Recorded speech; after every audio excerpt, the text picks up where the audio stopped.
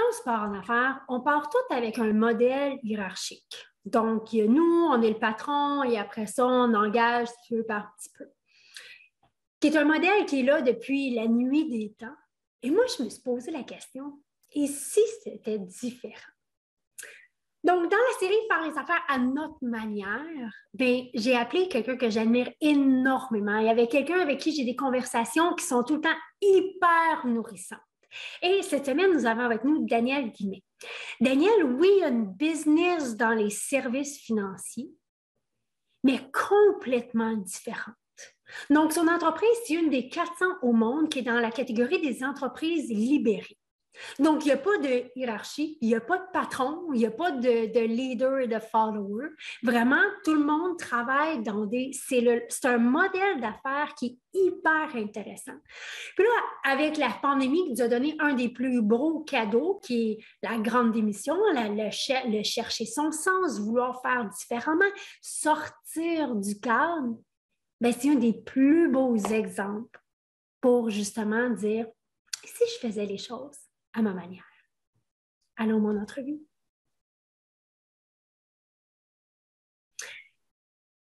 J'espère que vous avez aimé l'entrevue. J'espère que ça vous donne une ouverture.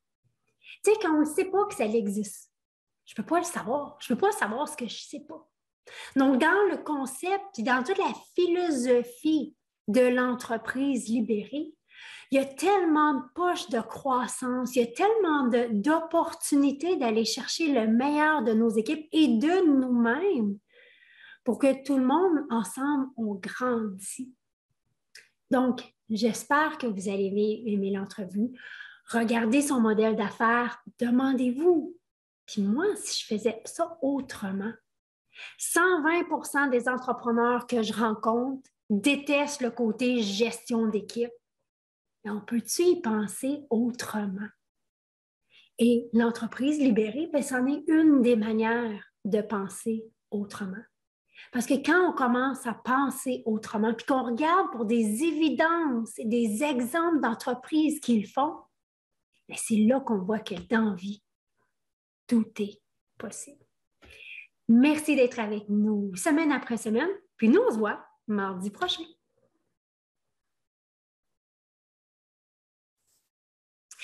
Daniel Guimet, merci énormément d'avoir accepté mon invitation aujourd'hui.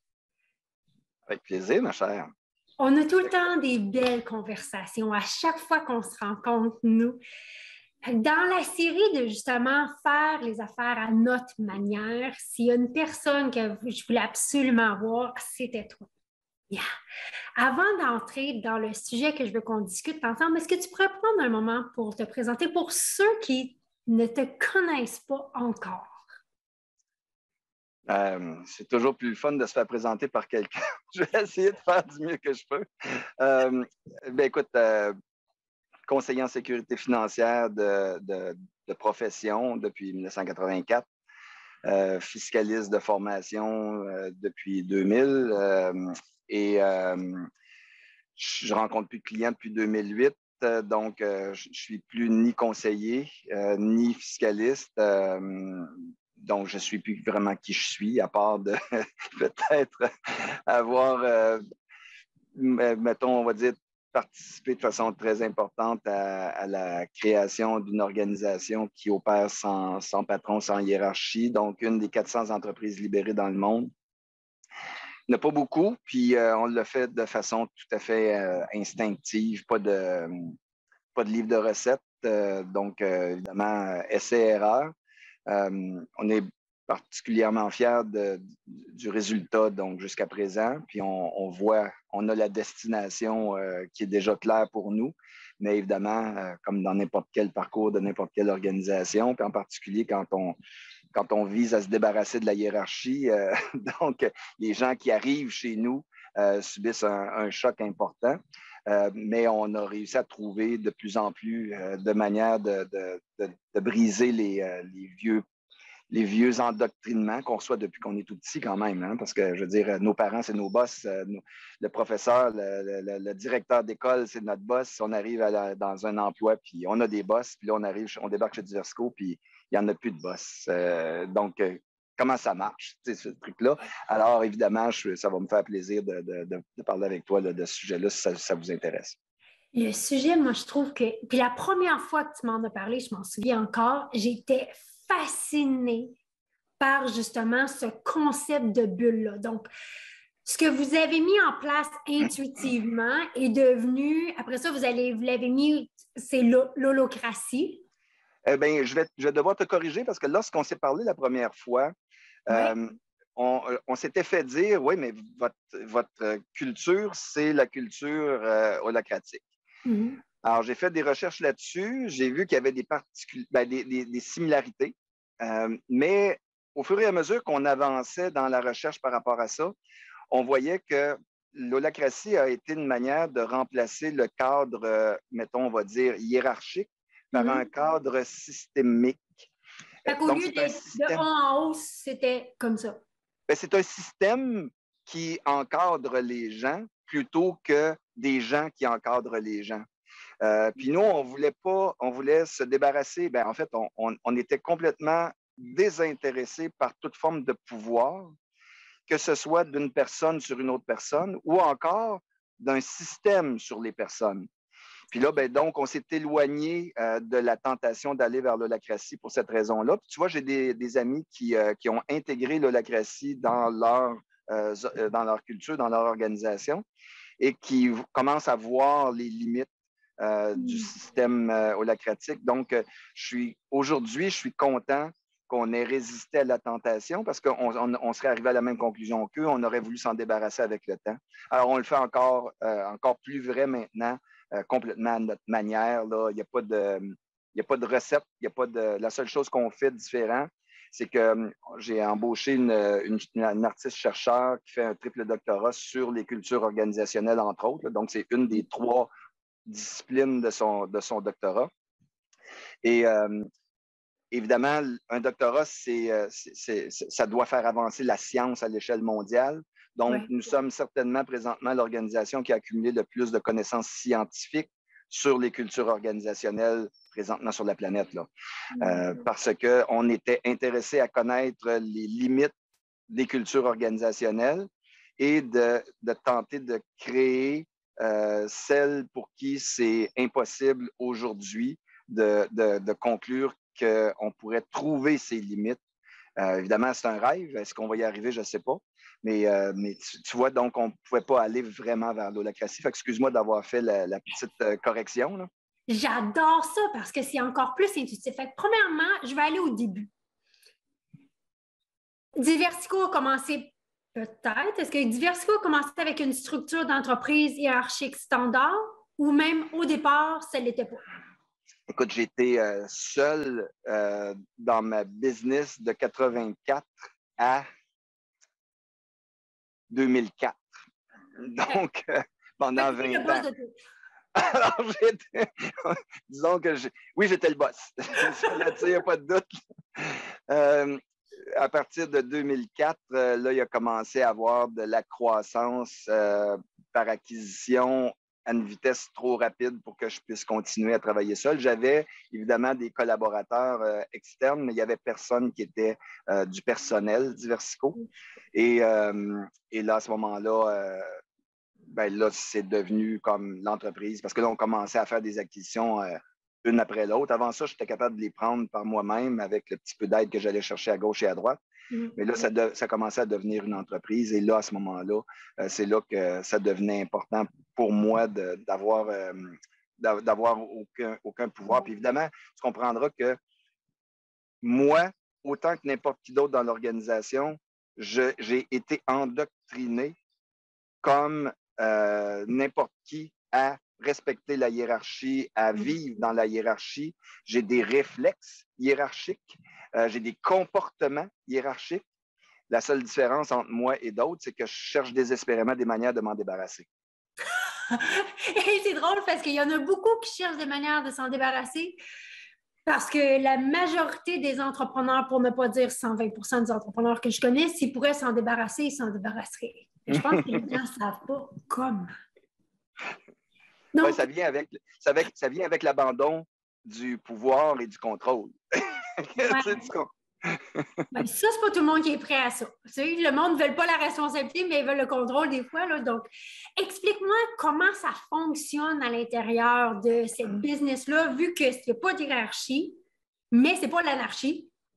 Fait que, donc, il y a quand même un modèle, une structure. Comment est-ce que ça fonctionne, une hiérarchie sans hiérarchie? Évidemment, ce que je vais dire, c'est juste des highlights, des éléments clés, parce que dans la petite entrevue qu'on va avoir, c'est impossible de vraiment répondre de manière correcte à ta question. Et surtout, il va y avoir plus de points d'interrogation que de réponses dans ma réponse. J'adore ça. Puis il y a une bonne raison à ça, c'est que on n'est pas capable de concevoir un environnement non hiérarchique parce que c'est hors conception. On a été éduqué autrement. Donc, c'est hors conception. C'est un peu comme si je te demandais d'atterrir sur la Lune. Bien, tu ne sais pas comment faire au début. Là. Et puis, tu ne comprends pas qu'est-ce qui arrive à ton corps. Tu ne comprends pas qu'est-ce qui arrive autour de toi. Fait que c'est un peu ça que je vais essayer de te donner quand même certaines pistes.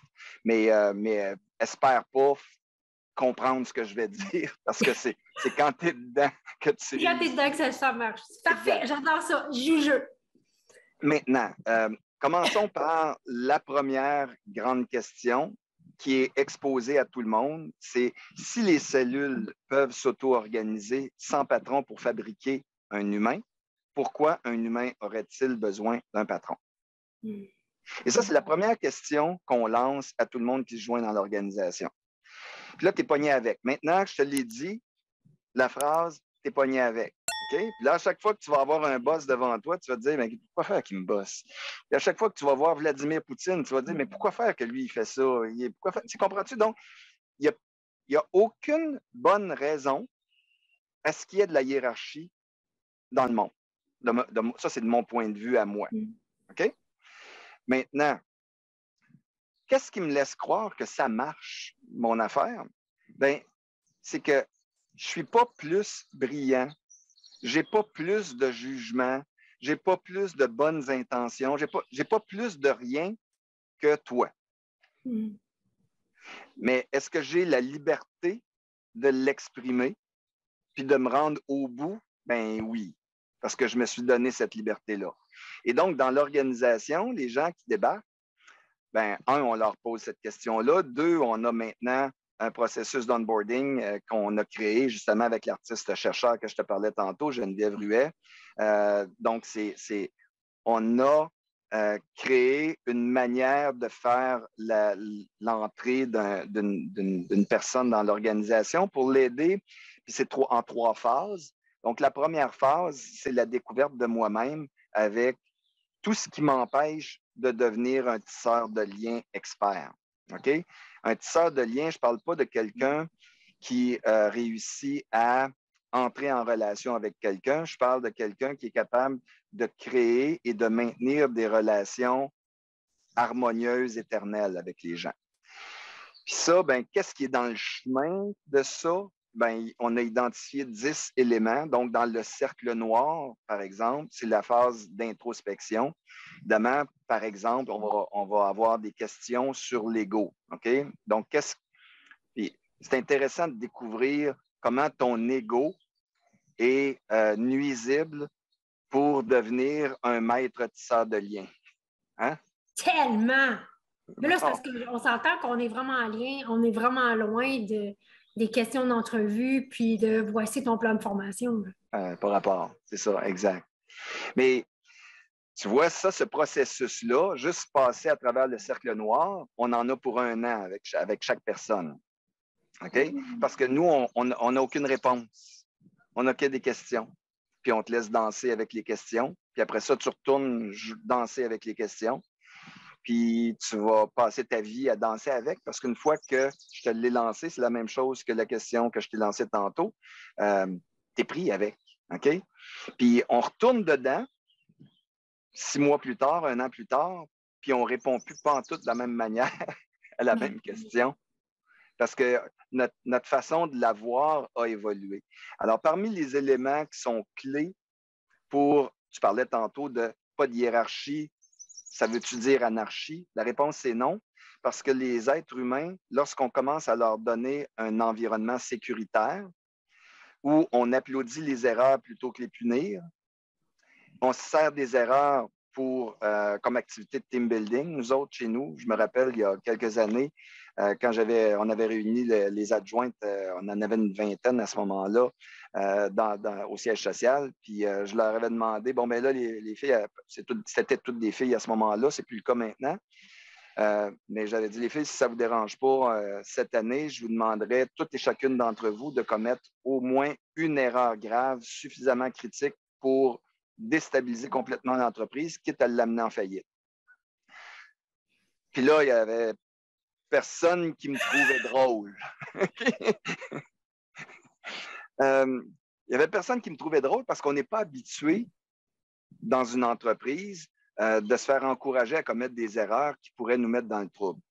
Puis moi, j'avais répondu, ben si jamais vous faites une erreur qui nous amène en faillite, donc on partira d'autre chose.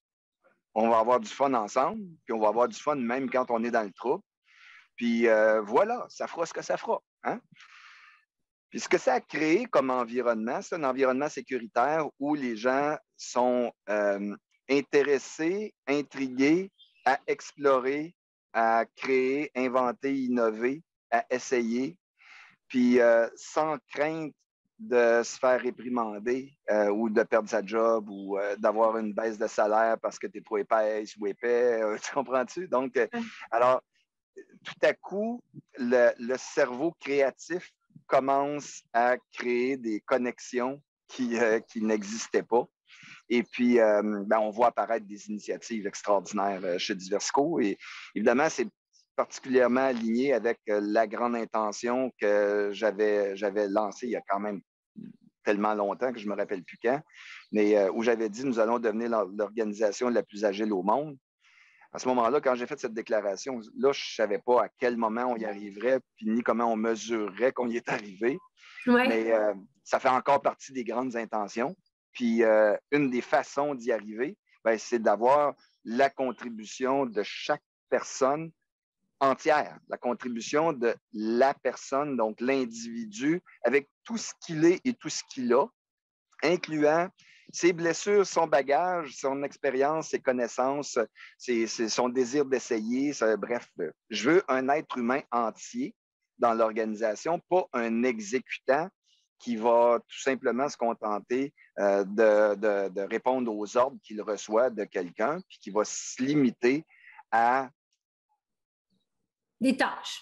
Exécuter de manière bête et imbécile une directive imbécile ou qui lui apparaît imbécile, parce que ça arrive, malheureusement. Ben voyons donc, pourquoi faire qu'il me demande ça? Ça ne marchera pas, mais tu n'oses pas le dire. Ça, évidemment, l'employé qui est sur le terrain, il est au courant que ça ne marchera pas. Et il va le faire pareil parce qu'on lui a donné la directive, parfois même pas toujours de manière chic. Alors, il va le faire. Puis après ça, il va peut-être même faire en sorte que ça va mal fonctionner volontairement, juste pour prouver qu'il avait raison et que son boss avait tort. Donc, être dans l'ego, là, oui. Dis-moi, concrètement, là, chez Diversico, il n'y a pas de boss, il n'y a pas de patron. Comment ça marche dans la vraie vie, là? Comment ça marche dans la vraie vie? Chaque personne est un être souverain à l'intérieur d'une escouade. Donc, on a plusieurs escouades chez nous. Les escouades, mettons, il y en a, bon, je crois qu'il y en a une douzaine. Donc, il y en a une pour la conformité, il y en a une pour les nouvelles affaires, il y en a une pour expérience client, donc celles qui reçoivent les appels des clients, il y en a une pour les opérations, il y en a une de la finance, le juridique, mise sous contrat, capital humain, évidemment, technologie, marketing. Puis je vois aussi Squad What the Fuck. What the Fuck, c'est, je veux dire, c'est comme, je ne sais pas c'est quoi, donc j'écris là. Alors, la vie, elle amène une sorte de surprise. Et voilà, ça va là. Voilà, genre. Et puis, donc, toutes ces escouades-là, évidemment, considère-les un peu comme, puis on revient toujours à la cellule. Donc, considère qu'une escouade, c'est un peu comme un organe dans l'être humain qui est complètement autosuffisant et qui fonctionne déjà avant l'arrivée d'une nouvelle cellule. Alors, techniquement, la nouvelle cellule, sa mission, c'est de contribuer encore davantage au maintien en bonne santé de l'escouade, si on veut. OK? Donc, elle vient apporter une contribution plus élevée que les ressources qu'elle consomme. C'est ça l'intention de la cellule qui se joint à un organe qui existe déjà. Puis l'organe qui existe déjà comprend sa dépendance par rapport à la nouvelle cellule qui s'intègre. Donc, elle va lui fournir les nutriments qui sont nécessaires à son épanouissement. Donc, tu vois un peu la cohabitation. Vois ça comme une matrice en 3 dimensions. Donc, chaque point est connecté aux autres points à travers des connexions multiples. Et puis, quand il y a un point qui mettons, on va dire, qui s'éteint, ben, ça ne veut pas dire que la matrice s'éteint là, pour autant. Donc, parce que c'est tridimensionnel, cette matrice-là, ben, il n'y a pas besoin de quelqu'un qui est en haut, puis des sous, puis des sous, puis des sous, puis des sous qui donnent des ordres, et puis les gens qui exécutent en dessous. C'est vraiment une contribution. Comme je disais tantôt, les cellules, quand ils ont décidé, bon, mais là, il faut que je fabrique un être humain, ben, je veux dire, y a-tu besoin d'un boss pour décider, ça prend un foie, ça prend un cœur? Ben non, je veux dire, ça se fait, là. Et donc, nous autres, c'est exactement ce qu'on vit dans l'organisation sans patron. C'est fascinant parce qu'en plus, tranche de vie, hier, j'ai regardé le dernier film de La Matrice. Oui. Et là, je suis en train de lire le dernier livre de Tony Robbins, Life Force, qui parle justement de la construction d'organes qui se font toutes seules, puis comment que ça se fait, tout le stem cell, puis tout le kit. Fait que c'est vraiment, ça fait vraiment des drôles de parallèles dans ma tête présentement, tu sais. Fait que dis-moi, tout le monde est indépendant et j'ai envie de dire, pas indépendant, autonome. Autonome et souverain. En fait, c'est les 2 termes qu'on met. Donc, souverain dans ses prises de décision. Ça ne veut pas dire qu'il ne va jamais demander, il va jamais consulter personne. C'est complètement faux. On parle d'une mission commune à tous, qui est chaque fois que je reçois une demande, je dois toujours fournir la meilleure réponse la première fois dans les meilleurs délais. Point. Donc, n'importe quoi qui me permet de répondre immédiatement, je juge que je peux répondre, je réponds. Quand je ne peux pas répondre, parce que je n'ai pas l'impression que je vais fournir la meilleure réponse la première fois dans les meilleurs délais, à ce moment-là, je vais aller consulter des ressources expertes qui sont autour de moi, habituellement dans mon escouade. Est-ce qu'il y a quelqu'un qui est capable de m'aider à résoudre? Si la réponse est non, on va créer un commando. Donc, il y a quelqu'un dans le groupe qui va devenir, et c'est la seule fois dans notre organisation où la hiérarchie apparaît. C'est que là, à ce moment-là, il y a une personne qui va lancer un commando. Le commando, c'est vraiment une mission spéciale. On a besoin de snipers. OK? Donc, je vais aller chercher les ressources qui, en tant que chef d'expédition, mettons, me permettent de croire que je vais pouvoir livrer la meilleure réponse la première fois dans les meilleurs délais. C'est pour ça que ça me prend les meilleures ressources expertes. Tu comprends? Et j'ai la liberté de choisir moi-même, parce que là, je suis devenu le chef d'expédition. Donc, je vais choisir mes collaborateurs avec qui je sais que je suis capable de travailler de façon efficace, parce que je veux livrer la meilleure réponse la première fois dans le meilleur délai. Si le commando, donc là, je réponds à une demande. Okay? Je ne suis pas en train de créer, d'innover ou peu importe. Donc, je suis vraiment juste dans la résolution de quelque chose qui m'a été demandé ou quelque chose qui est requis que je dois accomplir maintenant. Fait que ça, il va avoir. C'est pour ça que je dis que la hiérarchie apparaît et elle est ponctuelle et limitée dans le temps. Aussitôt que l'expédition est terminée, le commando est dissous et la réponse est fournie, puis on retourne à ce qu'on faisait dans notre quotidien. Quand on veut créer, innover, résoudre un problème récurrent qui ne se résout jamais, là, à ce moment-là, on se lance dans une démarche qui est beaucoup plus fastidieuse, je vais dire ça comme ça, qui s'appelle nos charrettes Grundsatzfragen sans réponse. Fait que là... Expliquez un petit peu c'est quoi. Oui. Alors, les charrettes, je fais référence à l'École des beaux-arts de Paris. À l'époque, les étudiants allaient présenter des projets d'architecture dans une charrette. Donc, il y avait toute une démarche préalable qui était faite en équipe. Puis là, ils faisaient leur projet, puis ils allaient le présenter dans une charrette sur la grande place. Donc, quand nous, on veut créer, innover, résoudre un problème récurrent, comme je t'expliquais, ben à ce moment-là, c'est une démarche collaborative. On se met tout un groupe ensemble. Et là, à ce moment-là, donc la charrette, le mot Grundsatzfragen qui veut dire question fondamentale. Donc, c'est des questions. Alors, on va passer, la personne qui lance une charrette va passer une semaine, 2 semaines, un mois, juste à créer sa question. Parce que la question, qui va être la question Grundsatzfragen, donc la question fondamentale, va amener tout le groupe à contribuer. Puis là, c'est pour ça qu'après ça, on met sans réponse avec des questions. Donc, c'est interdit de répondre à la question Grundsatzfragen par une réponse. Ça doit obligatoirement être une question, puis des sous-questions, puis des sous-questions, puis des sous-questions. Toutes les interventions de tout le monde qui contribue doivent terminer par un point d'interrogation à la fin. Puis il y a une raison à ça, c'est que ce qu'on a constaté, c'est que dès l'instant où une personne est suffisamment crédible aux yeux de tous, c'est fini. Sa réponse, c'est la fin de la réflexion collective. Ouais. Et quand tu veux créer, tu vas aller au-delà de ce que tout le monde a fait jusqu'à aujourd'hui. Cette limite-là ne doit pas exister. Donc, il n'y a personne qui arrive avec une contribution point final. C'est toujours une contribution point d'interrogation. Et ce qu'on a constaté avec cette démarche-là, c'est qu'on arrive à la fin, on a couvert 100% des angles, on a créé, innové, inventé quelque chose qui n'existe pas, et puis tout le monde est engagé, je veux dire, comme de manière passionnelle dans on va dire, l'implantation du plan d'action. J'adore ça, ça me fait penser, je ne sais pas si dans Beautiful Mind ou The Theory of Everything, c'est comme ça qui fonctionne. Tu vois le déroulement où une question est répondue par une question qui ramène à une autre question, qui rouvre un autre univers, qui rouvre une autre affaire. Tu sais. Donc, c'est hyper fascinant. Mais j'aimerais que tu me parles de l'équipe comme telle. Mm-hmm. Qu'est-ce que ça change pour l'équipe de faire partie d'une structure, pas de structure, je ne sais pas comment l'appeler, là, mais d'une structure, pas de structure, qu'est-ce que ça change pour eux?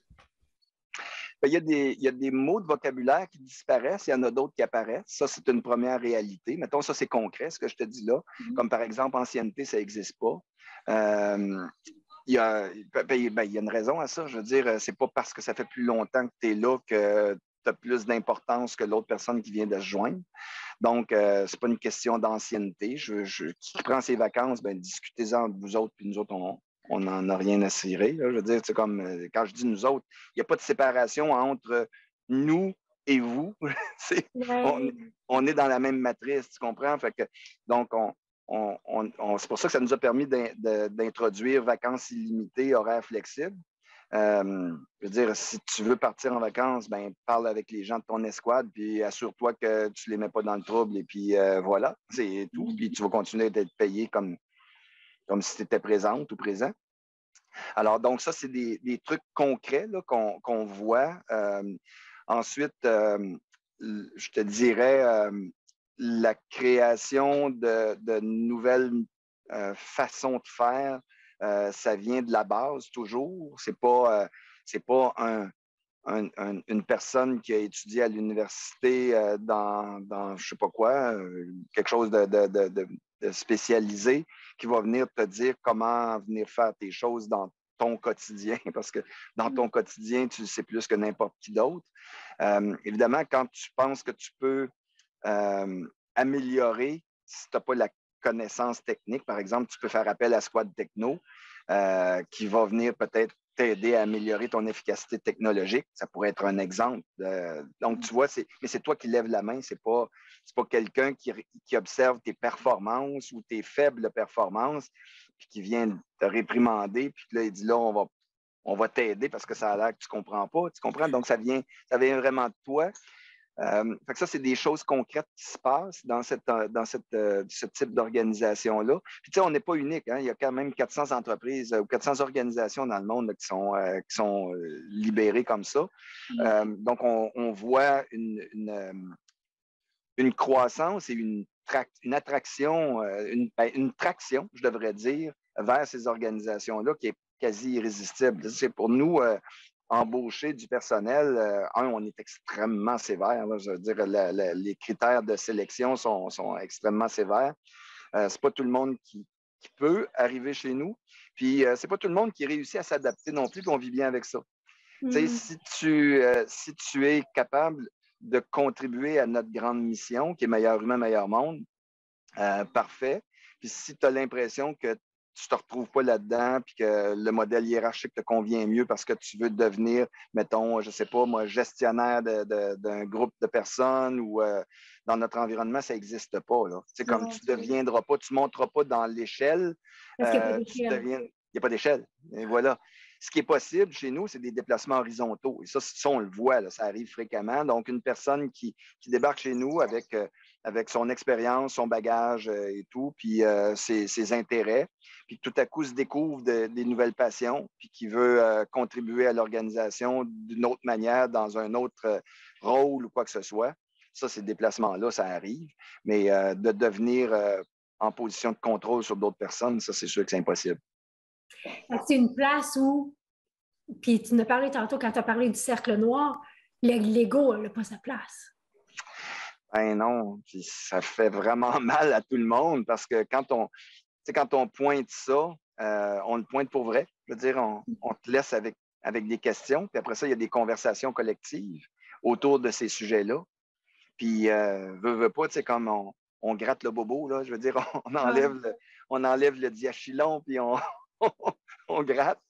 Alors, évidemment, c'est des questions douloureuses, donc c'est pas tout le monde qui est prêt à ça non plus. Ça, c'est l'autre point. Parce que, tu sais, ça prend un désir d'améliorer qui tu es en tant qu'être humain. Puis c'est pas tout le monde qui a un désir d'améliorer. Là. Il y a des gens qui sont super contents de jouer la victime. C'est payant se présenter en victime aussi. Tu sais. Donc, si je commence à améliorer ces aspects-là de ma personnalité, tout à coup, je ne pourrai plus me présenter en victime. Et donc, alors, évidemment, encore une fois, il n'y a pas de place pour ces personnes-là. Là. Moi, je suis curieuse. Qu'est-ce qui a amené Daniel à amené une structure comme ça et non pas juste une structure comme 98% des business, une structure hiérarchique. Qu'est-ce qui a fait que toi, tu as décidé, non, moi, je veux faire ça à ma manière, je veux faire ça différemment?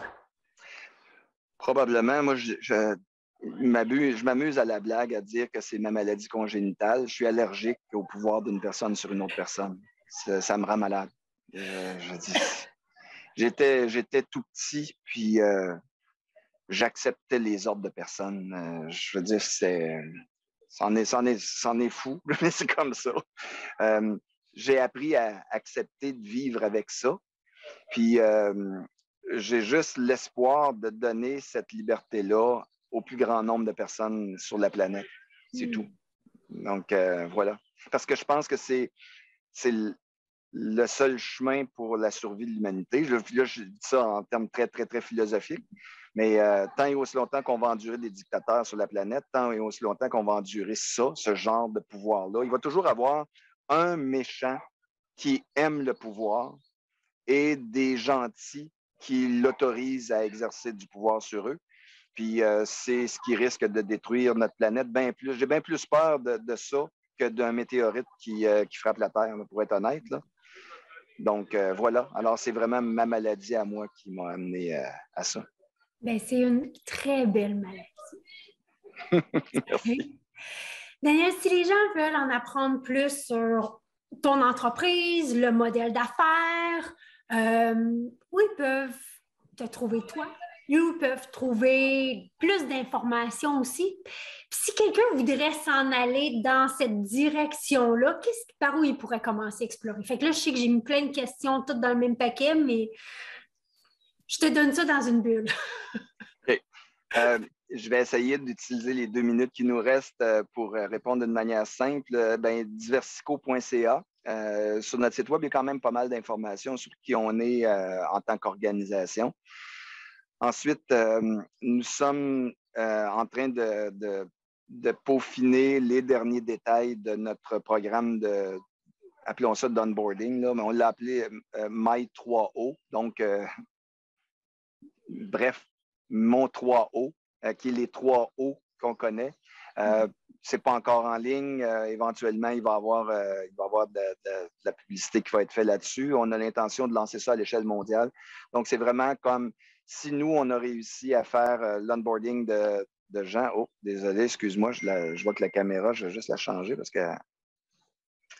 Donc, si nous, on a réussi à faire l'onboarding de nos collaborateurs dans l'organisation, bien évidemment, j'ai présumé qu'on pourrait l'étendre dans d'autres organisations puis répandre cette façon de faire-là parce que, évidemment, si tu n'as pas d'accompagnement pour amener des gens à se débarrasser des vieux réflexes hiérarchiques, c'est très douloureux, c'est très difficile.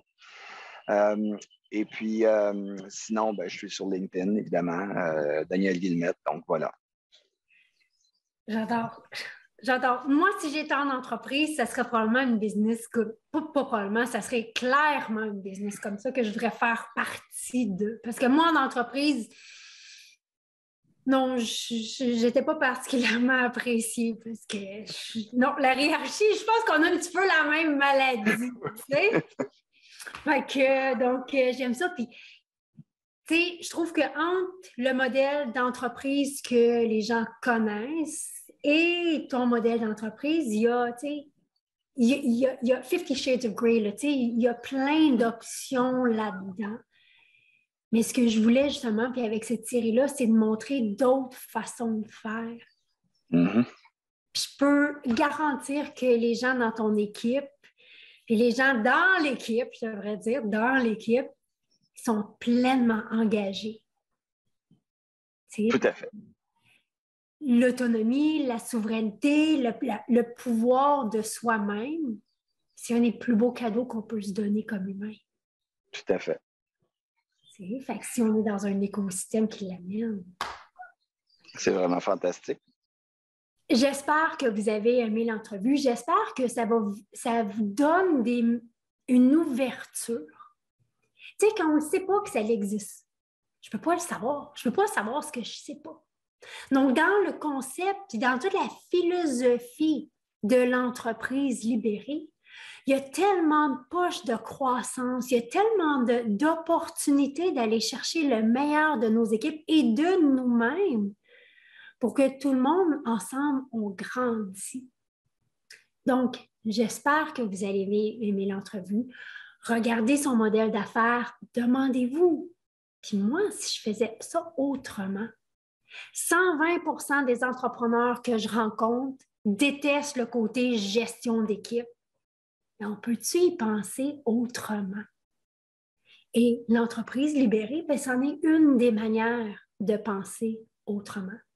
Parce que quand on commence à penser autrement, puis qu'on regarde pour des évidences et des exemples d'entreprises qui le font, c'est là qu'on voit que dans la vie, tout est possible.